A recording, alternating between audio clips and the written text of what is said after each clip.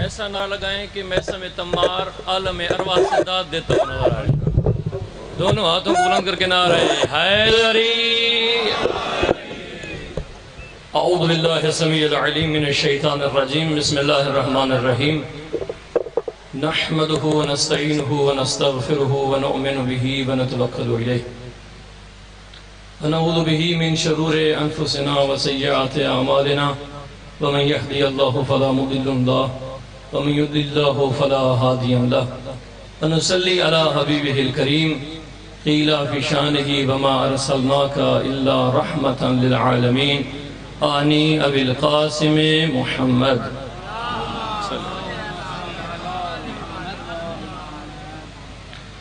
ثم الصلاة والسلام على آله الطيبين الطاهرين وعلى أصحابه المنتجبين المنتخبين. أما بعد قال الرحمن في القرآن إن الدين عند الله الإسلام. وقال إمامنا المتقين علي بن أبي طالب عليه الصلاة والسلام وضع شيء على محله فهو العدل. صلوات مل کے بلند آواز سے پڑھیے اللہم صلی علیہ. علمی ماحول میں علمی گفتگو، وقت مختصر ہے. اللہ نے انسان کی کامیابی کے لیے جس آئین کو آئین بنا کر اتارا ہے اسے اسلام کہتے ہیں. کائنات میں رہنے والے انسان دو قسم کے ہیں، یا دیندار ہیں یا بے دین ہیں. بے دینوں سے تو بات ہی نہیں کی جا سکتی، اس لیے کہ جب دین نہ ہو تو انسانیت باقی نہیں رہتی. میرے ساتھ چلیں گے انشاءاللہ، سارے سفر کریں گے، مختصر وقت میں سفر کرنا ہے. خداوند قدوس نے اس دین کو بھیجا، کبھی عیسائیت کی شکل میں، کبھی یہودیت کی شکل میں. اور کچھ لوگ ایسے بھی عقل مند ہوئے، انہوں نے کہا ہمارے خالق کو دین بنانا نہیں آتا، ہم زمین پہ رہ کے زمینی دین بنائیں گے. وہ بدھ مت بنے. عیسائی بھی منحرف ہو گئے، یہود بھی منحرف ہو گئے. بدھ مت ویسے منحرف ہے اس لیے کہ دین خالق کو نہیں لیتے، اپنا بنایا ہوا دین لیتے ہیں. ایک ہی دین ہے جس کی حفاظت کا ذمہ اللہ نے لیا ہے اور اعلان کی ہے جو بندہ اس دین پر زندگی گزار کے آئے گا، دنیاوی نعمتوں کے بعد آخرت کی نعمتیں بھی عطا کروں گا. اور وہ دین جس کی حفاظت کا ذمہ اللہ نے لیا ہے اسے اسلام کہتے ہیں. اس اسلام کو ہم تک پہنچانے کے لیے یہ ہیڈ لائن سن دو، ہیڈ لائن، ہاں یہ سمجھیں کہ آپ ہیڈ لائن سن رہے ہیں. ہاں، اس دین کو آپ تک پہنچانے کے لیے اللہ نے 3 امام قرار دیے، 3 پیشوا قرار دیے، 3 رہنما قرار دیے، 3 ہادی بنائے. آپ اگر دین اسلام لینا چاہتے ہیں تو ان ہادیوں کی معرفت حاصل کرنا ضروری ہے. ان میں سے پہلا ہادی جسے اللہ نے دین کے پہنچانے اور ہمارے وصول کرنے کے ذریعہ بنایا ہے اسے عقل کہتے ہیں. توجہ نظر آ رہا ہے؟ میں کہہ گیا ہوں، آپ خاموش رہے. پہلا ہادی امام عقل بشری ہے. اللہ نے اسے امام قرار دیے اور اسی امام کی طرف دعوت قرآن میں بار بار دیے. فرمایا کیوں تم تعقل نہیں کرتے ہو، تدبر کیوں نہیں کرتے ہو، تفکر کیوں نہیں کرتے ہو. اب یہ عقل کا اندھا جو تمہیں کہے سوچو نہیں مانو، یہ قرآن کا مخالف ہے، عقل جیسے امام کا مخالف ہے. ہمارے بزرگ قبلہ گلاب شاہ صاحب جملہ کہا کرتے تھے، پہلے ہم غیروں کے بارے میں کہتے جہاں وہ ہوتے ہیں وہاں عقل نہیں ہوتی، تو جیسے حضرات کی، اور جہاں عقل ہوتی ہے وہاں وہ نہیں ہوتے. اب ہمیں اپنے اپنوں کے بارے میں یہ کہنا پڑتا ہے. ہاں، جو مان لے وہ سلیمان ہے، جو سوچے وہ شیطان ہے. عقل کا اندھا سلیمان وہ ہے جس نے سوچا، سمجھا، تدبر کیا، تفکر کیا، کائنات کو غور سے دیکھا، در کو دیکھا. جب کوئی در علی جیسا نظر نہیں آیا پھر علی کو اپنا امام مانا ہے. ایسے نہیں. اگر آپ بھی عقل کو ہادی و پیشوا مانتے، دونوں ہاتھوں کو بلند کر کے نعرہ ہے حیدری. عقل ہادی ہے، عقل پیشوا ہے، عقل امام ہے. اب میرے پاس وقت نہیں ہے. آپ اپنے مذہب کی، چونکہ پڑھا لکھا مجموعہ بیٹھا ہے، ہاں چنیدہ افراد آئے بیٹھے ہیں، آپ مذہب کی بڑی کتابیں اٹھائیں. توحید کا باب بعد میں آتا ہے، نبوت کی بحث بعد میں ہوتی ہے، موضوع امامت بعد میں چھڑا جاتا ہے. جس چیز کی حجیت سب سے پہلے آپ کی کتابوں میں نظر آتی ہے وہ عقل ہے. عقل نہ ہو نہ توحید سمجھ آتی ہے، نہ نبوت سمجھ آتی ہے، نہ امامت سمجھ آتی ہے. اللہ نے عقل کو ہادی قرار دیے. جو عقل کو ہادی بناتا ہے عقل اسے دروازہ علی ابن ابی طالب پہ لے آتا ہے. اور میں یہاں جملہ بھی کہتا چلوں، عقل کا دشمن علی کا دشمن ہے. توجہ ہے نا جی؟ اس لیے کہ عقل کا دشمن خدا کا دشمن ہے. اللہ فرماتے ہیں اگر تعقل سے کام لوگے، عقل سے کام لوگے، عقل تمہیں بتائے گی اس کائنات کا بنانے والا خالق بے مثال بھی ہے، لا شریک بھی ہے. پہلا مرحلہ عقل ہے. اب عقل کے خلاف کیا کیا باتیں آپ کے سامنے ہو رہی ہیں، عقل کی کتنی اہانت ہو رہی ہے آپ کے سامنے. دوسرا، جلدی چونکہ میں نے ہیڈ لائن سنانی، دوسرا امام قرآن ہے. حدیث ثقلین کے باب میں آپ حدیثیں کھولیں، کتنا بڑا ظلم ہے. قرآن ثقل اکبر ہے. اپنا عقیدہ درست کریں. قرآن ثقل اعظم ہے. قرآن علی کا بھی امام ہے. چپ کر کے سارے ذرا. قرآن علی کا بھی امام ہے. قرآن وہ ہے جو کلام خالق ہے.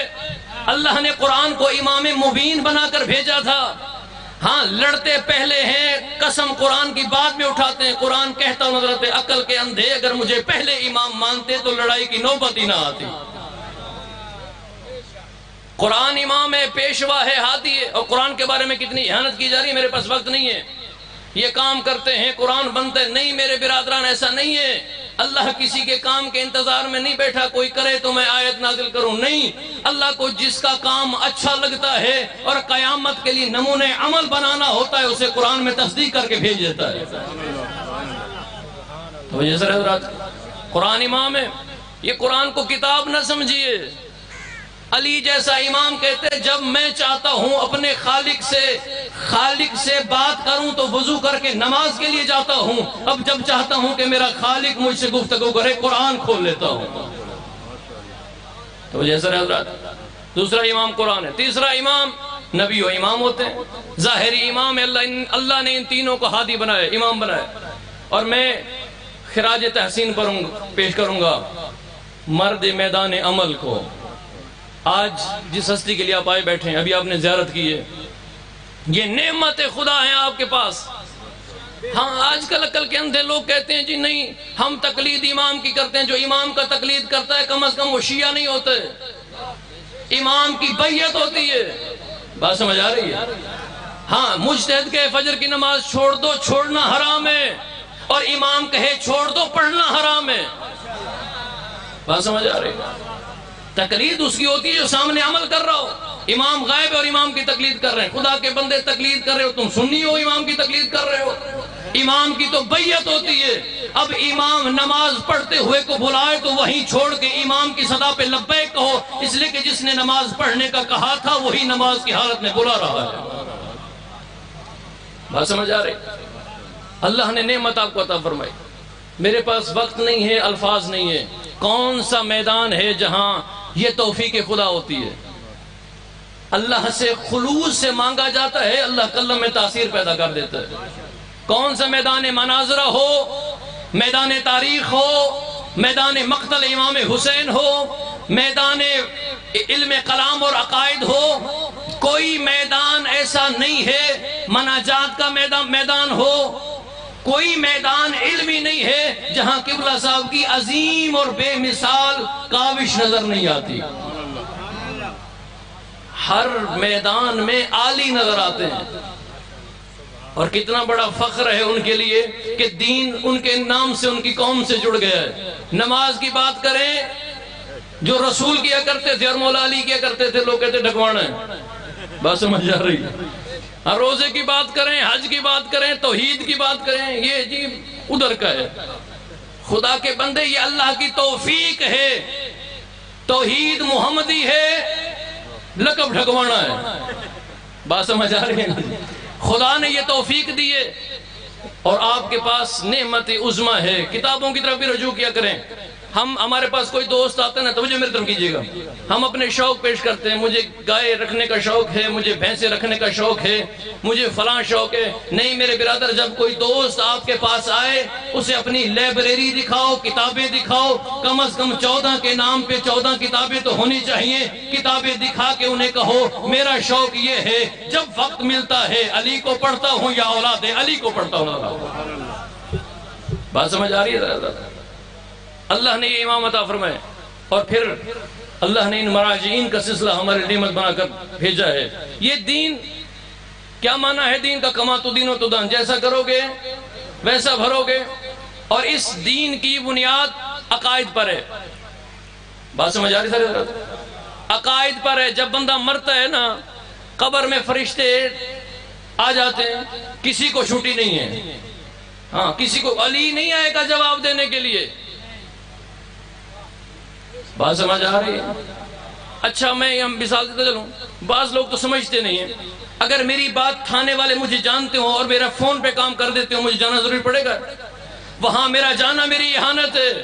اگر آپ علی والے بن کے گئے تو علی کے آنے کی ضرورت نہیں ہے، فرشتے استقبال کر کے کہیں گے آؤ تم علی کے مرید آ رہے ہو۔ ہر قبر میں علی کا جانا علی ابن ابی طالب کی اہانت ہے۔ خدا کے بندے، تم علی والے بن کے جاؤ، زمین بھی احترام کرے گی، قبر بھی احترام کرے گی، اور فرشتے بھی احترام کرتے نظر آئیں گے۔ پوچھیں گے من ربو کا، تو من ربو کا، تیرا رب کون ہے؟ بندہ جواب میں کہے گا رب آبائن اللہ، میرے پیو دارے دا رب اللہ ہے۔ فرشتے کہیں گے تیرے باپ دادا کا نہیں پوچھا؟ من ربو کا، تیرا رب کون ہے؟ جواب میں کہے گا رب علماء اللہ، میرے علماء کا رب اللہ ہے۔ فرشتے کہیں گے تیرے مولویوں کا بھی نہیں پوچھا؟ من ربو کا، تیرا رب کون ہے؟ جواب میں کہے گا یقولون الناس ان اللہ ربنا، لوگ یہ کہتے تھے اللہ رب ہے۔ فرشتے کہیں گے لوگوں کو بھی نہیں پوچھا، نہ تیرے باپ دادا کا پوچھا، نہ تیرے مولویوں کا پوچھا ہے، تو حضرت کی نہ لوگوں کا رب پوچھے، بتا تیرا رب کون ہے؟ اب بندہ جواب صحیح دیتا ہے، کہتا ہے میرا رب وہ ہے الذی خلقنی ورزقنی وہدانی، میرا اللہ وہ ہے جس نے مجھے خلق کیا، مجھے رزق دیا، اور مجھے دین اسلام کی ہدایت عطا فرمائی۔ جب یہ صحیح جواب دیتا ہے، فرشتے کہتے ہیں نبشرک بالجنہ، تجھے جنت کی بشارت ہو گئی، اب بتا تیرا نبی کون ہے؟ یعنی توحید کے صحیح جواب پر آگے سوال ہوں گے۔ اللہ نے اس اسلام کے عقائد کی بنیاد رکھی ہے۔ بس میں مختصر بات تمام کر رہا ہوں۔ 5 اصول ہیں نا، یاد ہونے چاہیے آپ سب کو انشاءاللہ۔ پہلی کیا ہے؟ دوسری عدل، تیسری عدل نہیں عدل، تیسری نبوت، چوتھی، پانچویں قیامت۔ ہمارے برادران کے اصول 3 ہیں، توحید، نبوت، قیامت۔ وہ اللہ کے توحید کے بعد عدل کے قائل نہیں، نبوت کے بعد امامت کے قائل نہیں۔ 2 اور 5 کا، 3 اور 5 کا فرق موجود ہے، توجہ ہے نا جی؟ ہم 5 مانتے ہیں، وہ 3 مانتے ہیں۔ ہم کہتے ہیں توحید کے بعد عدل ہے، اللہ عادل ہے۔ عدل کیا ہے؟ بس یہی بات تمام کر رہا ہوں۔ عدل کیا ہے؟ اگر کسی اور سے پوچھتے تو عدل کی شرح پتہ نہیں کیا کرتا۔ آؤ چلتے ہیں اس امام کے دروازے پر جسے نبی نے کہا علی تو امام عادل ہے، علی کے پاس چلتے ہیں، مولا آپ بتائیے، اور خوش نصیب و خوشبخت ہیں، اللہ نے آپ کو علی ابن ابی طالب جیسا امام عطا کیے۔ کوئی میدان ہو، میدان تقوی ہو، علی سے بڑا کوئی نہیں، میدان زہد ہو، علی سے بڑا کوئی نہیں، میدان عبادت ہو، علی سے بڑا کوئی نہیں، میدان سجدہ ہو، علی سے بڑا ساجد کوئی نہیں، میدان سخاوت ہو، علی سے بڑا سخی کوئی نہیں، میدان جنگ ہو، علی سے بڑا، توجہ حضرات کی، علی سے بڑا کوئی کرار نہیں۔ اللہ نے آپ کو وہ امام عطا کیا ہے جس پہلو سے دیکھیں گے نبی کے بعد اعلیٰ بھی نظر آتا ہے، اولا بھی نظر آتا ہے، مومنین کا مولا بھی نظر آتا ہے۔ تو یہ اللہ نے وہ امام آپ کو عطا فرمایا۔ جیسے آج آپ فخر کرتے ہیں کہ اللہ نے مجھے علی جیسا امام بنائے عطا کیا ہے، ایسے بنیے کہ میدان محشر میں علی فخر کرے کہ یہ میرے مرید ہیں۔ تو یہ اللہ نے آپ کو علی جیسا امام عطا فرمایا۔ امیر المومنین سے پوچھے عدل کیا ہے؟ یہ جو میری 5-10 منٹ کی فیصلہ کن گفتگو ہے، پوچھے عدل کیا ہے؟ مولا فرماتے ہیں وَضْعُ الشَّيْءٍ عَلَى مَحَلِّهِ فَهُوَ الْعَدْلِ، ہر شے کو اس کا مقام دینا یہ عدل ہے، یہ عدل ہے۔ اچھا جو عدل نہ کرے وہ کیا ہوتا ہے؟ عدل کے مقابلے میں کیا ہوتا ہے؟ ظلم ہوتا ہے، ظالم ہوتا ہے۔ جنت میں ظالم جائیں گے، ہاں عادل جائیں گے نا۔ عادل کیا ہے؟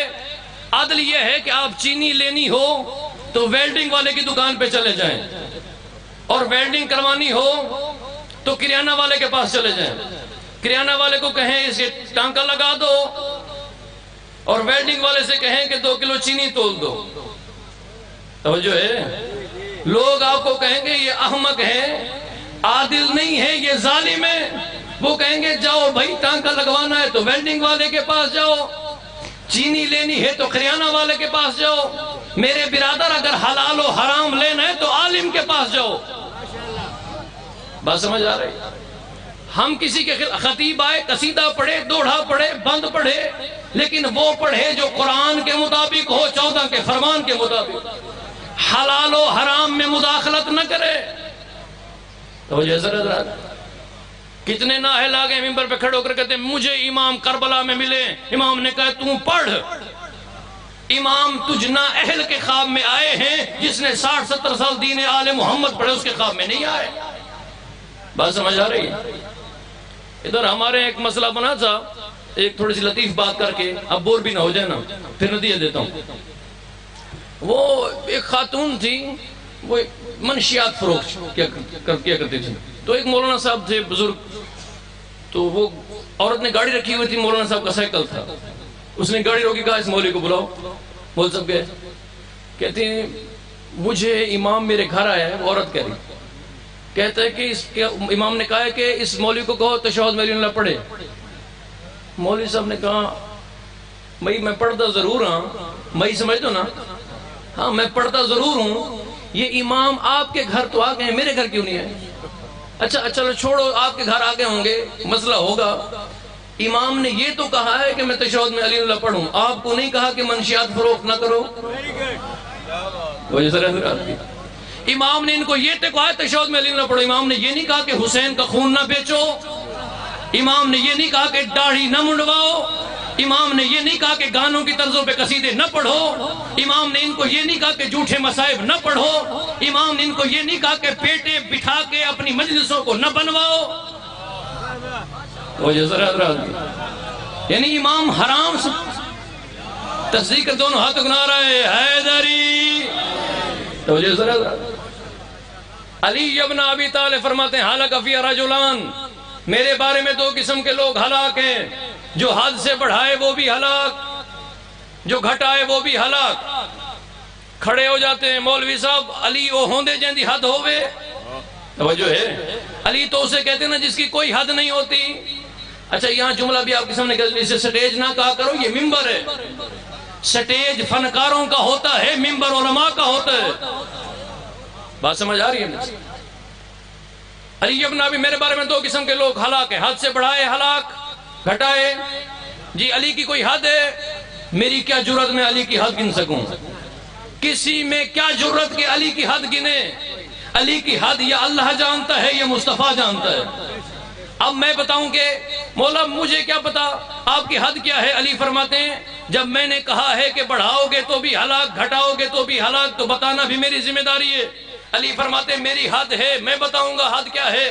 مولا بتائیے حد کیا ہے؟ علی فرماتے ہیں سجدے میں مجھے نہیں دیکھا، جب میں سجدہ کر کے سر اٹھاتا ہوں، دونوں ہاتھوں کو اٹھا کے جملے کہتا ہوں، الہی کفا بعزن ان اکون لک عبدا وکفا بفخرا ان تکون لی ربا۔ میری یہ حد ہے، میں علی کا بندہ ہوں۔ دوسری یہ حد ہے، میں نے کہا انا عبید من عباد محمد، میں محمد کے غلاموں میں سے ایک غلام ہوں۔ میری حد یہ ہے اللہ کا بندہ ہوں، مصطفیٰ کا غلام ہوں، باقی سب کچھ میں علی۔ توجہ ذرا جی میں ڈھلا نعرہ لیون ایک بے اللہ ہو چل حیدری۔ توجہ ذرا علی ابن ابی طالب فرماتے اللہ والے کام مجھ سے نہ کرواؤ، ہلاک ہو جاؤ گے۔ مصطفیٰ والے کام بھی مجھ سے نہ کرواؤ، ہلاک ہو جاؤ گے۔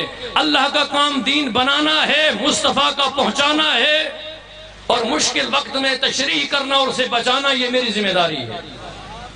تو جیسے علی ابن ابی طالب فرماتے ہیں میرے بارے میں 2 قسم کے لوگ ہلاک ہو جائیں گے، بڑھائیں گے تو بھی ہلاک، گھٹائیں گے۔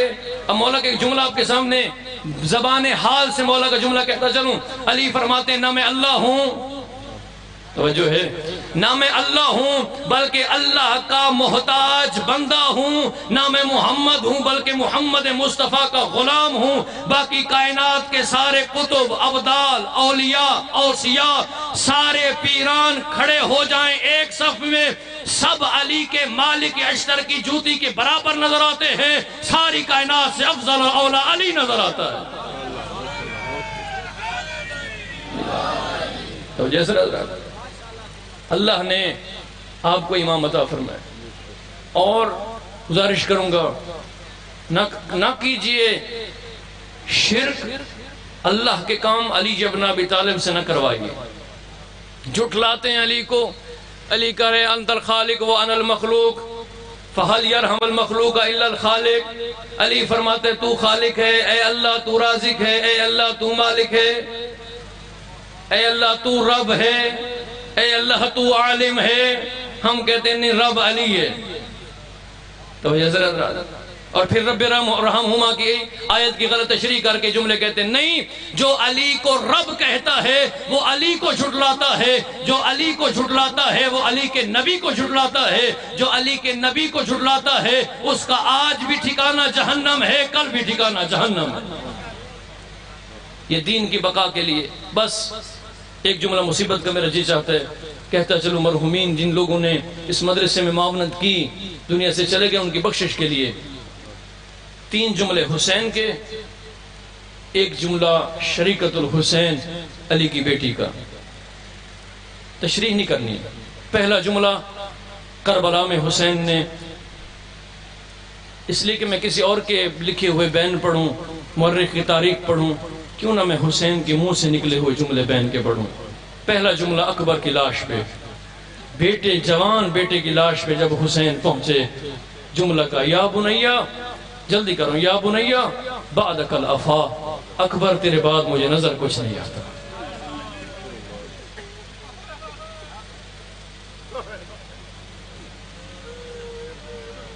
دوسرا جملہ جب عباس کی لاش پہ پہنچے، فرمایا یا اخی الان انکسرت ظہری، عباس اب میری کمر ٹوٹ گئی ہے۔ شاید یہی وجہ تھی جب حسین نے یہ بیان کیا تو عباس نے کہا ہوگا مولا مجھ پہ احسان کیجئے، میری لاش کو خیمے نہ لے جائیے، اس لیے کہ ابھی تو آپ نے کہا ہے کہ آپ کی کمر کا زور ختم ہو گیا ہے۔ یہ دوسرا حسین کی مصیبت کا جملہ تھا۔ تیسرا جملہ سنیں گے، زخموں سے چور حسین، نیزوں میں نیزے، 30,000 فوج کا مارا ہوا حسین، اکبر کی موت کا مارا ہوا حسین، بیٹوں بھتیجوں بھانجوں صحاب کی موت کا مارا ہوا حسین۔ جنگ کیے میرے امام نے، تھک ہار کے حسین تلوار کے دستے پہ سر رکھ کے کربلا کی زمین پہ بیٹھ گئے۔ نہ جانے کیا سوچ رہے تھے، فوج میں کھلبلی شروع ہوئی، مر گیا حسین یا زندہ ہے۔ عمر سعد نے کہا خیموں پہ حملہ کرو، اگر زندہ ہوا نا اکبر سے زیادہ بہن کی چادر عزیز ہے، اگر زندہ ہوگا تو ضرور جواب دے گا۔ گھوڑے دوڑے۔ تیسرا جملہ کربلا میں جو آج بھی فضا میں گونج رہا ہے، جس جملے کی آج بھی آپ لوگ صدا لبیک کہہ کر جواب دیتے ہیں، آج بھی فضاؤں میں حسین کا جملہ گونج رہا ہے۔ دستے تلوار سے سر اٹھایا حسین نے، فرمایا حل من ناصر ینصرنا، کوئی ہے جو میری مدد کرے۔ مولا کیا مدد چاہیے؟ کہا کوئی ہے جو نبی کی بیٹی کی چادروں کو بچائے۔ یہ جملے حسین نے 3 کہے تھے، مدینہ سے لے کر کربلا، کربلا سے لے کر شام، شام سے لے کر دربار شام، دربار شام سے لے کر مدینہ۔ ساری تاریخ ایک جملے میں بند ہے، اور وہ جملہ علی کی بیٹی کا جملہ ہے، حسین کی بہن کا جملہ ہے۔ مدینے کے باہر آ بیٹھی نا، سارا مصائب اس میں جملے میں درج ہے۔